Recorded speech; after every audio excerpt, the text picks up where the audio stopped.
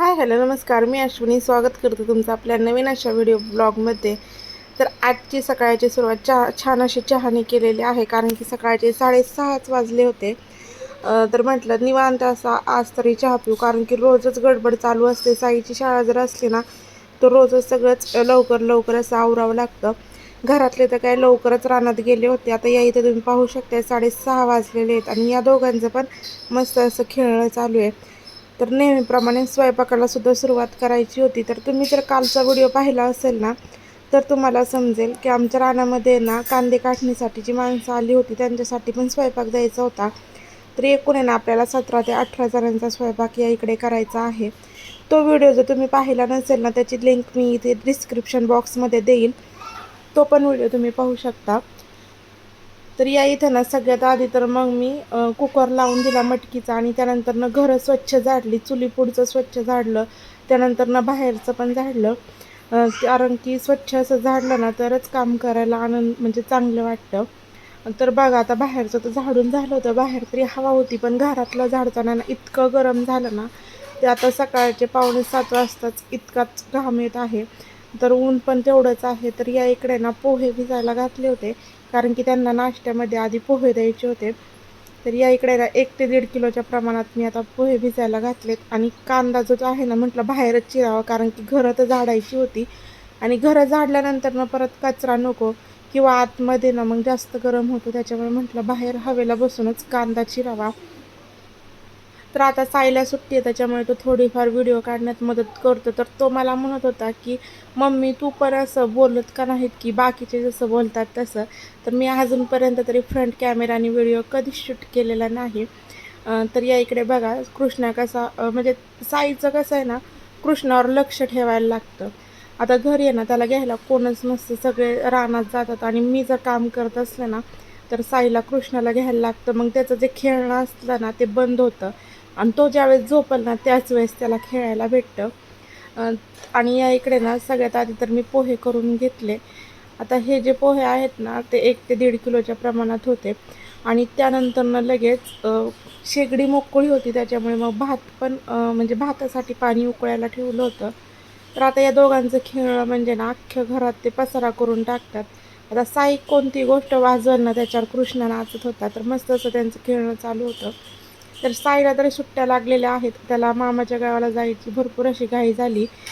पण मलाच थोडंसं कामामुळे त्याला पाठवूशी नाही वाटत. अजून तरी 1 महिनाभर त्याला सुट्ट्या आहेत. तर आता सगळे पोहे कढईत नव्हते बसणार, त्याच्यामुळे मग जे कांदा वगैरे परतून घेतला ना ते सगळं पातेल्यातच मीठ घालून घेतलं. म्हणजे जो मसाला होता तो, जसं की मीठ, हळद, कांदा, मिरची, कोथिंबीर सगळं जे आहे ते, आणि त्यानंतर ते व्यवस्थित परतलं आणि पुन्हा एकदा ते पातेलं गॅसवर ठेवून छान असे पोहे जे आहेत ना ते आपले गरम करून घेतले.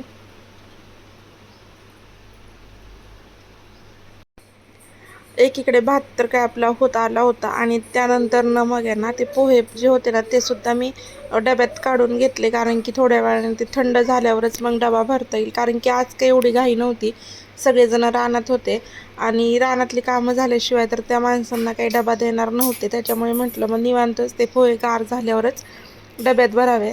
तर कृष्णाला पण या इकडे ना नाचणीचं सत्व जे आहे ना ते तयार करून घेतलं होतं आणि त्यानंतर शेगडी मोकळी होती, मग त्याला त्याच्यावर पाणी तापायला ठेवलं. आम्ही सगळे तर गार पाण्यानेच आंघोळ करतो, पण त्याच्यासाठी थोडंसं पाणी तापायला ठेवलं. आता घरात तर भरपूर असा पसारा झाला होता आणि मुलं पण बाहेर खेळायला गेली होती. म्हणजे कसं साईला म्हटलं की त्याच्यावर थोडंसं लक्ष दे.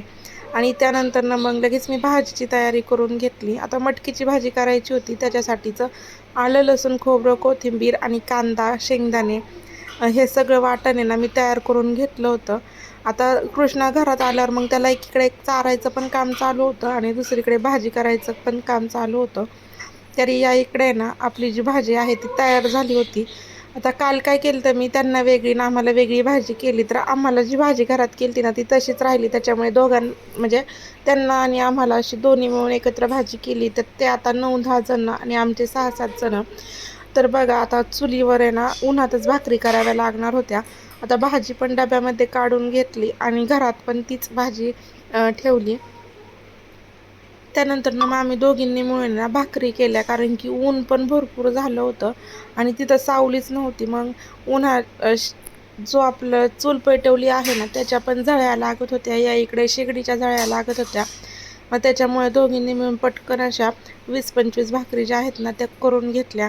आता दुपारी पाहुणे आले होते. आता उन्हाळा म्हटलं की काय हो, पाहुण्यांना सरबतच करावा लागतो. तर या इकडे ना कृष्णाला तो ग्लास पाहिजे होता, त्याच्यामुळे त्याच्या टाचा उंच करून तो ग्लास घेण्याचा प्रयत्न करत होता. आणि जे आपले हरभरे केले होते ना ते सुद्धा निवडण्याचं एकीकडे काम चालू होतं, कारण की ते भिजत घालून त्याची डाळ तयार करून घ्यायची होती. तर थोडेसे जे हरभरे आहेत ना ते नीट करून झाले. आणि संध्याकाळी मग थोड्या वेळ, संध्याकाळी म्हणण्यापेक्षा एक 5-5:30 वाजता आहे ना मी दोघांना घेऊन बाहेर गेले होते. तर इकडे आहे ना सगळे मुलं चौकात खेळतात, पण कोणाचं म्हणजे एकतरी त्यांच्यावर लक्ष ठेवायला कोणतरी लागतंच. कारण की सगळे जर मुलं असले ना की भांडणं करतात, मग प्रत्येक मुलांच्या सोबत एक जण कोणतरी असतं. तर या इकडे ना साईचं राईट मारणं चालू होतं आणि मुलींचं पण छान असं खेळणं चालू होतं. तर बघा प्रत्येकाच्या सोबत कोण ना कोणतरी आहेच. मुलं आहे ना भांडणं अशी भरपूरच करतात.